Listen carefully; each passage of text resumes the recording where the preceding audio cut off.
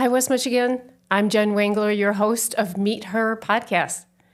I am so excited today to introduce our guest. Today I'm talking to Elizabeth Goede. She is the president of Radcliffe Consulting and the founder of Spark Start Her podcast. Elizabeth, thanks for joining us today.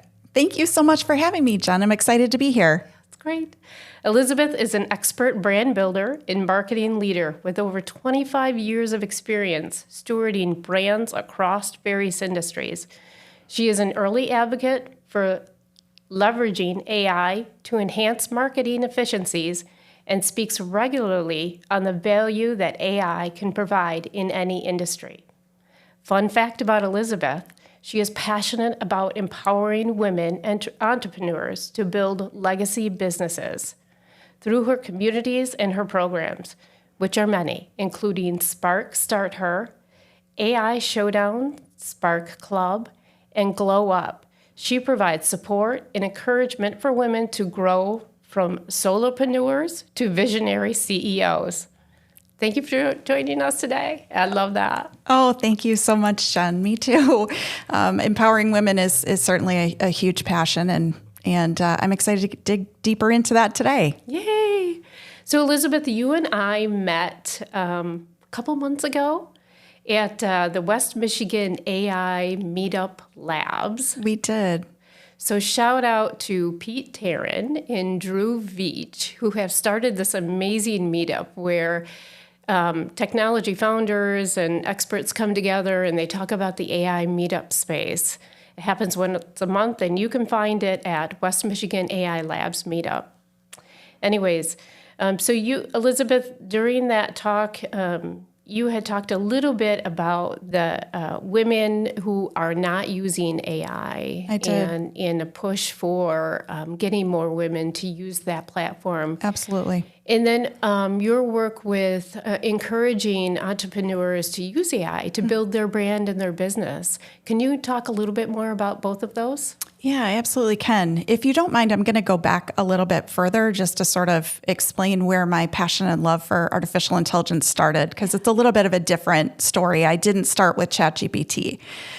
So in 2012, I was really fortunate to find my way into co-founding a tech company that actually used artificial intelligence to match chemical components of wine to your flavor profile.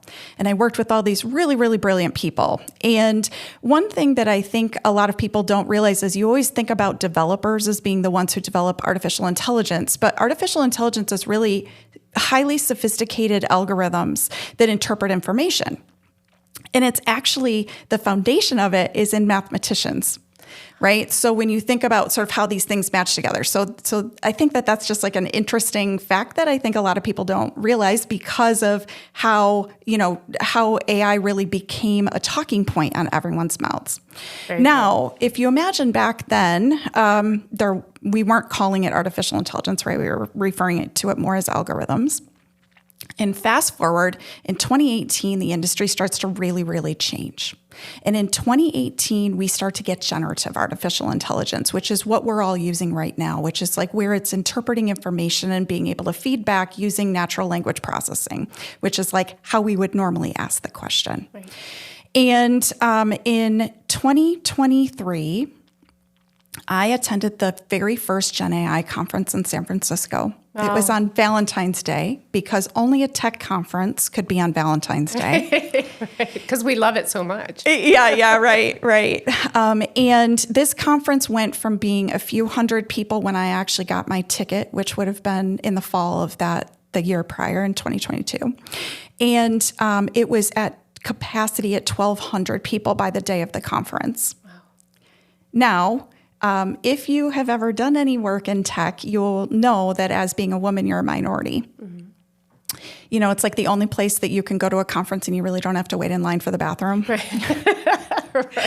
And so what happened was, it's like you're so used to it because when you work in the tech space for a long time, you're used to just being a minority. And all of a sudden you look around and you think, this is a huge pivotal moment. Like, this is a moment when our lives are forever going to be changed with the exponential rate of how artificial intelligence is growing, and there are not enough women in this room. Yeah. There were less than 100 women in that room, and the bulk of those worked for the company that was hosting the conference. Yeah. And so from there, I decided that in conjunction with supporting, my business and building brands, et cetera, that it was a really important effort in getting good representation in these tools. And that includes on both sides of the fence. That includes empowering and giving the skills and encouragement to women to become developers that actually are going to work on creating these tools, helping support them with the ideas that they have to leverage these tools. And even at a very base level is making sure that women are not fearful of what AI can do, and instead also making sure that they are using this tool. And I know that you want to talk about the branding piece, which I promise I'll come back to, but Sure. I will end this thought with just this one last item, which is I always encourage people, start small. Start with the thing that's going to be very simple and easy for you. Take the ingredients you have in your refrigerator and ask it to make you a recipe. Oh, I love that. And Love if you that don't like idea. the first one, just keep rerunning it, asking for more options. And that's sort of like the lowest level of entry point that you can start to get into artificial intelligence that will, make you not so afraid. Yeah, absolutely. I was thinking the other day, I use it quite often if I'm going on a vacation, just to get ideas around, where are the best places to stay or visit, Yes. or that's just an easy thing to do, or to put a list together. One of the things that I loved that you talked about during the AI labs was the fear of the white paper, right? yeah. Like where to start with something. And for me, that's such a huge thing, right? Like I get overwhelmed about the amount of information or the technicality of the way the paper has to flow. And so it just helps me get my rambled thoughts out of my head and put them concisely on paper so people can understand them. Yeah, absolutely. I mean, I think I talk about this a lot too. I'm a dyslexic, and so writing was never my thing. Just sitting behind the microphone like this is Yeah. much more my thing. Yeah. And when you get to be at an executive level and things like that, a lot of your communication becomes written. It has to be, right? Yeah. From documenting, from creating all kinds of different required outputs. And it would give me so much anxiety to have to write that. It's even to start, like, how do I want to start this? And I would restart it 17 million different times. And so, specifically as generative, these what we would refer to in the industry as being long language models, they're your chat models. Yeah. As they've gotten better, I mean, there is no one that needs to have that fear anymore, because any idea that you have, any topic that you need to write about, it's going to at least give you your draft. Now, I do always talk about sort of my 3 recommendations to working in artificial intelligence, my 3 strategies. So the first strategy is always going to be have a goal in mind. Okay. The most dangerous thing you can do is not have a goal, because you will find yourself waking up walking away from your desk and you're like, why is it dark outside? So the first thing is have a goal with what it is that you want to do. Then identify the right tool for that goal. So when we talk about the branding piece, we'll sort of talk about different tools there. And then the third is making sure that you validate the information that comes back. So as much as we want to trust, and as convincing as they are when they reply back, you've got to fact check it and make sure that it actually has interpreted things. And as we get into the brand piece, we can certainly talk about how we can get these tools to be more accurate. Well, that's awesome. Let's go there. Let's talk about the brand piece before we go into the 4.0, because I can't wait to hear about what's on the horizon. But let's talk about the brand side. Sure. So, where we've been able to leverage branding in sort of our day-to-day of what we actually, provide our clients. So we provide money-making brands, which basically is a fancy way of saying that we help you attract and retain your ideal customers. Okay, that's like the most simple terms, and that you are building value against your business.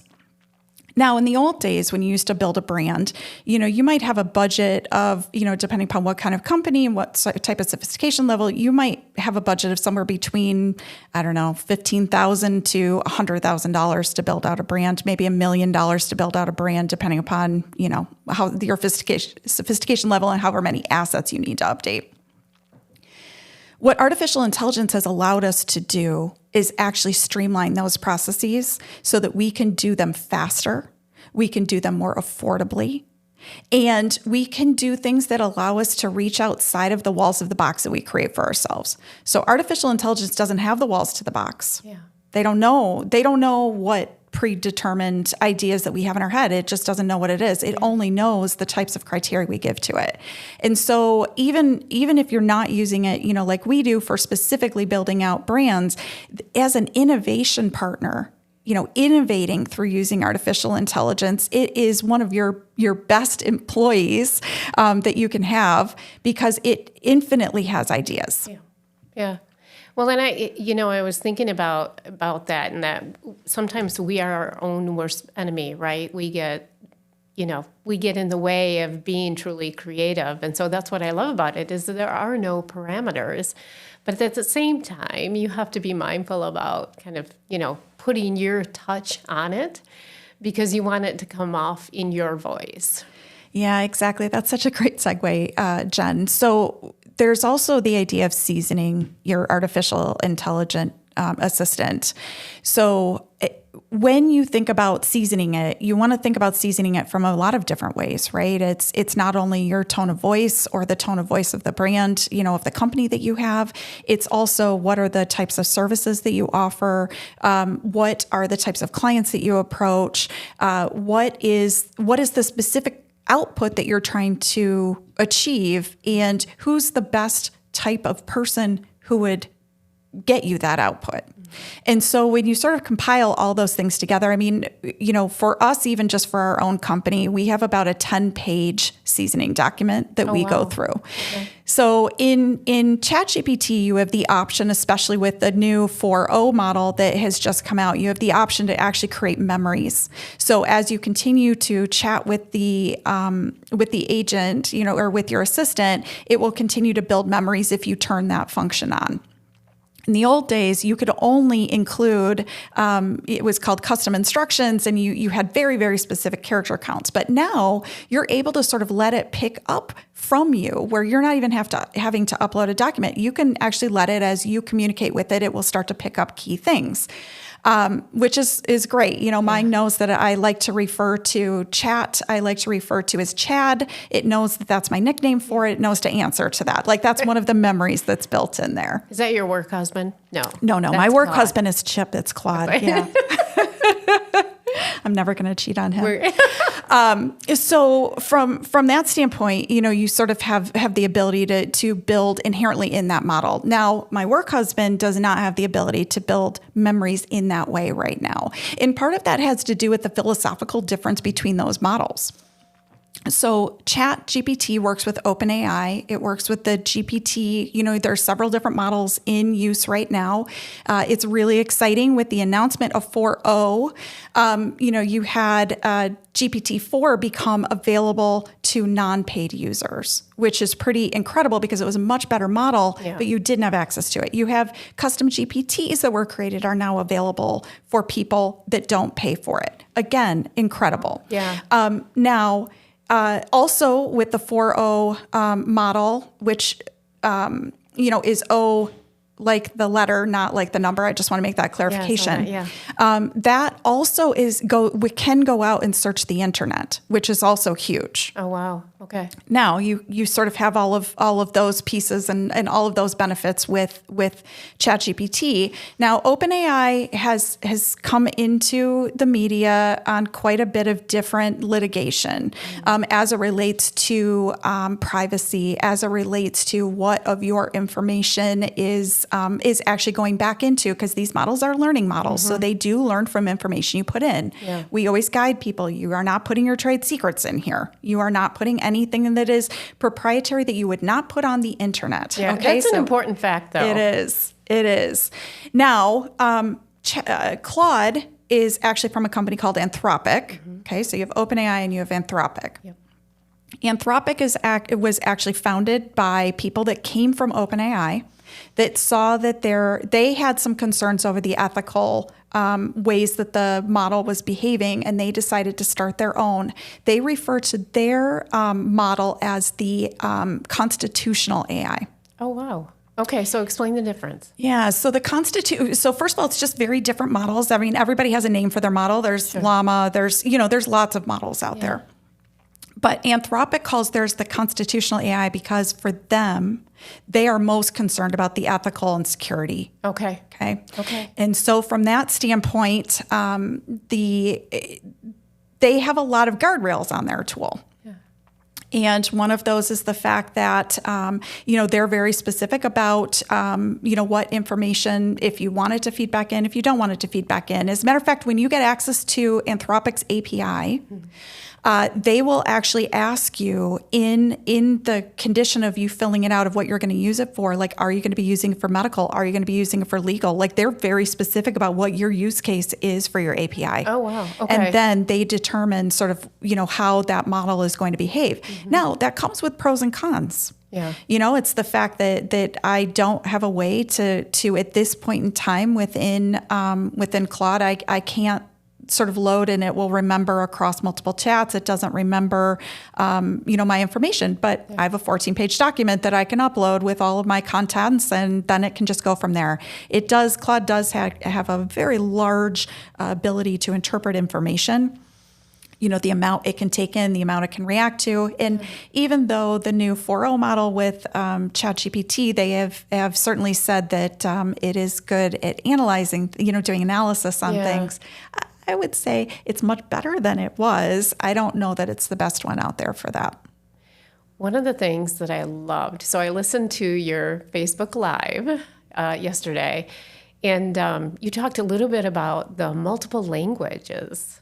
Yeah, that is so cool. I'm going to Ireland later this year, so I'm going to try it out. But talk a little bit more about that. Yeah, so when the new 4.0 model came out, one of the really exciting features, and I had mentioned this in my live, but for anyone that does not know, OpenAI certainly has relationships with a lot of different companies out in the marketplace. And one of the companies that they have a relationship with is a company called Figure.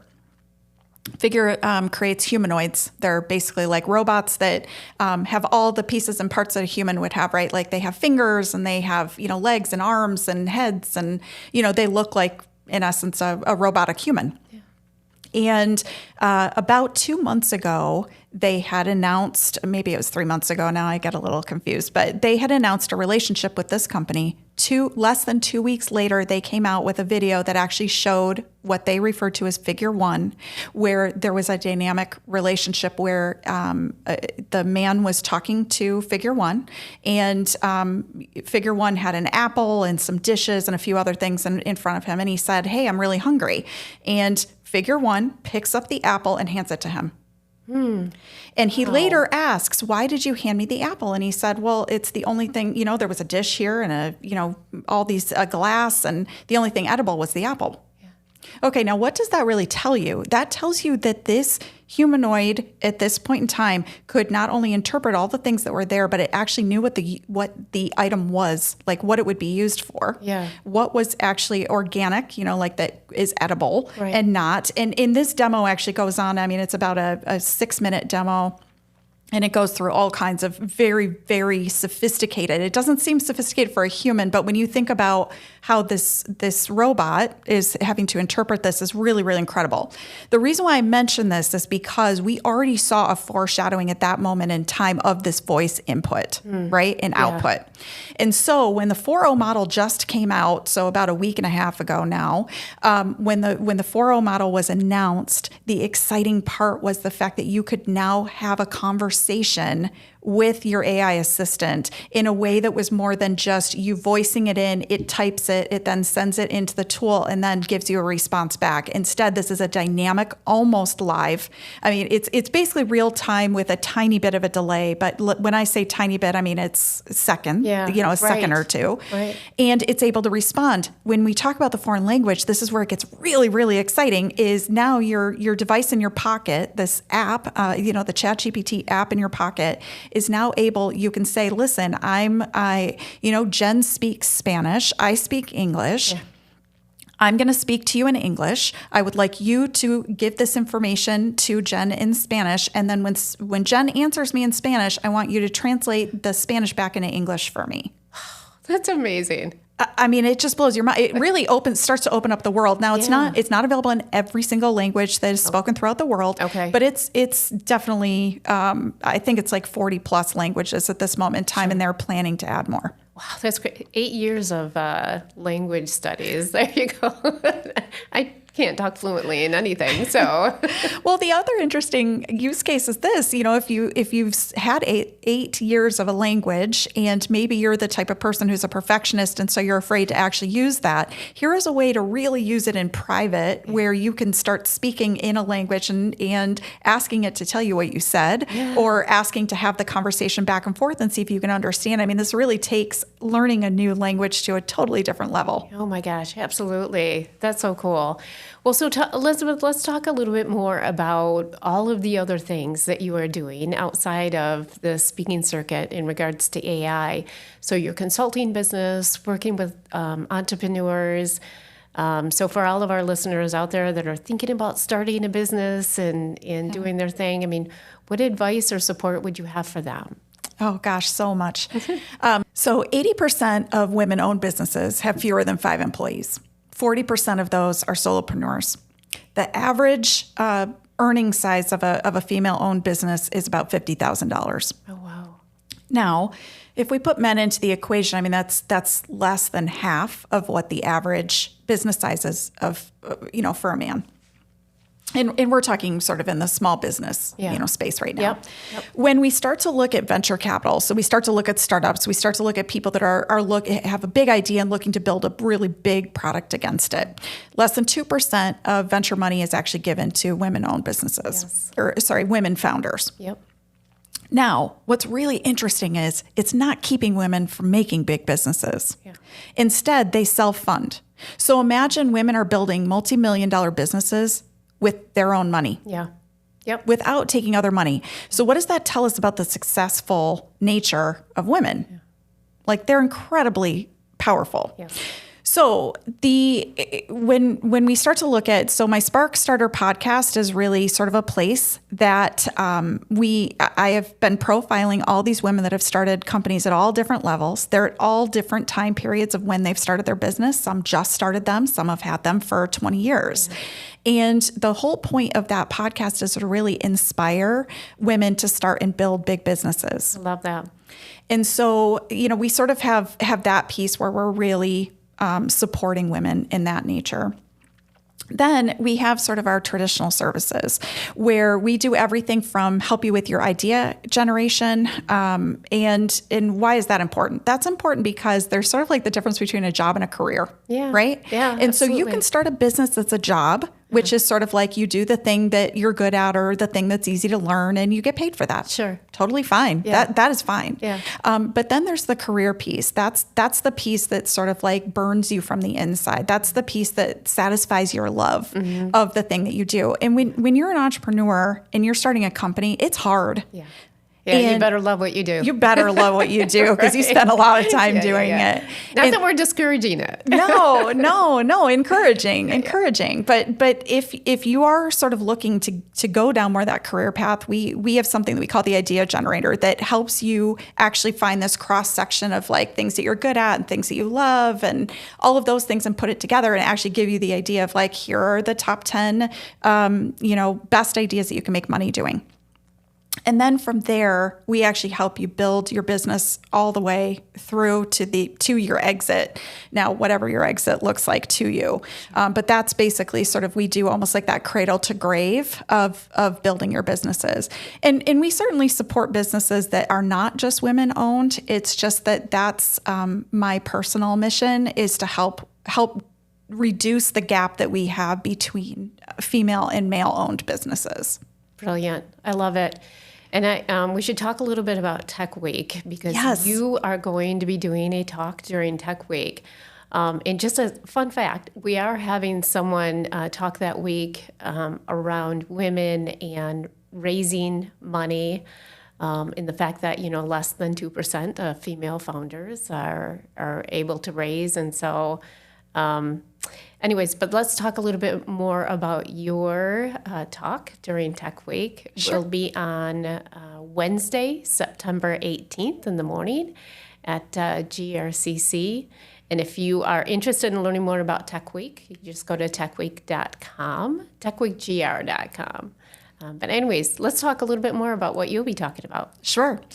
So because I started this conversation today talking about this gap of women using artificial intelligence, and really understanding, I think, what the opportunities are, distilling the fear based with it. I have a plea for any of our listeners and beyond. Great.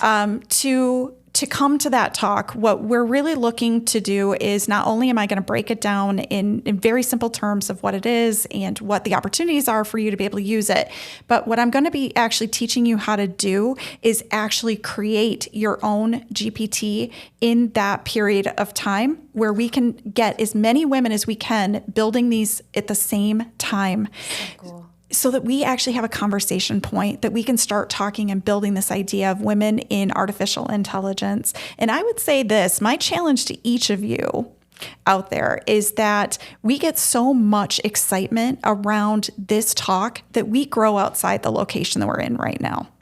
My excitement is the fact that we don't turn women down. Instead, we just keep finding a bigger space to go to satisfy getting as many women using these tools as they possibly can and excited about using these tools. This is not just for, women that are in business. This is for women who have children. This is for girls who are looking to, look at opportunities that they will have in their future. This is for your sisters, your moms, your grandmothers, your daughters, your aunts, all of those.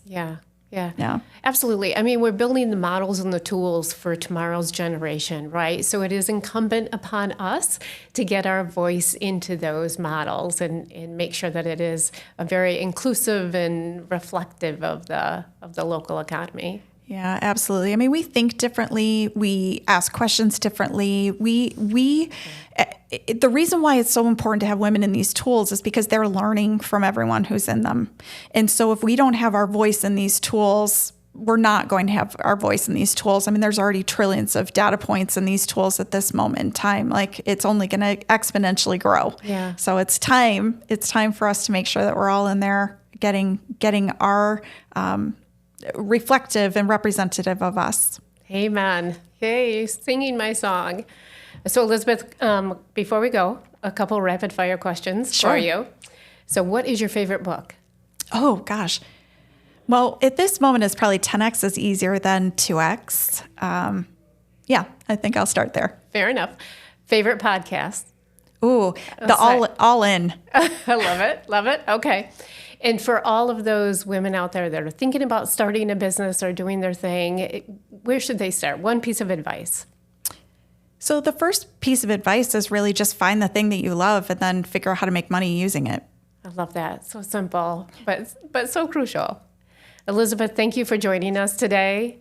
Again, you can watch Elizabeth at her talk during Tech Week. So Wednesday, September 18th at GRCC. And again, go to Tech Week GR to get more information or sign up for the newsletter, and then we'll have details online. Thank you again, Elizabeth. Thank you so much for having me, Jen. It's been a great time today. Yay. I look forward to having you back. Thank you.